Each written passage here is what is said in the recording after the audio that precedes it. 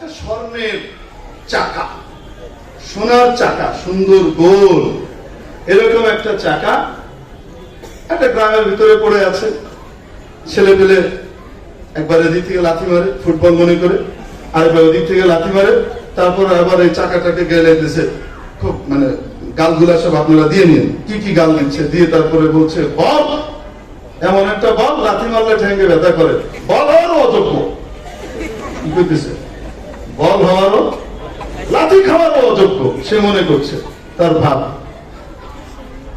এর ভিতরে এক জোহরি এসছে, এক স্বর্ণকার এসছে, রাস্তা দিয়ে যাচ্ছে, দেখার সাথে সাথে পাগল হয়ে গেছে। তোমরা এটা কি করছো? এটা কি?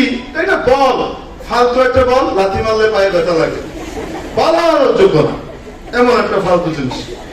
কোথায় নাকি পকেট থেকে চকলেট বের করছে, বের করে খায়, বাবা তোমরা এটা নাও, আমাকে এটা দিয়ে দাও।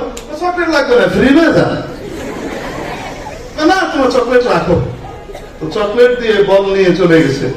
মেরে মুহতারাম দোস্ত, স্বর্ণের চাকার দাম বেকুবরা বুঝে নাই, তাই বলে স্বর্ণের দাম কমে নাই।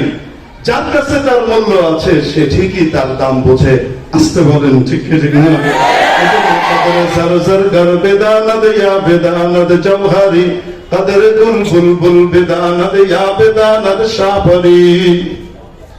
স্বর্ণের মূল্য এটা তো শাহজাদা শাহজাদি বুঝে, অথবা যে জহুরি সে বুঝে। হীরা জহরতের মূল্য সে বুঝে, যার কাছে মূল্য আছে, যে বুঝে। মেরে মুহতারাম দোস্ত, দুনিয়ার যাদের কাছে এই বুঝ নাই তাদের ব্যাপারে মাওলা বলেছেন উলাইকা কাল আনআমি বাল হুম আদাল।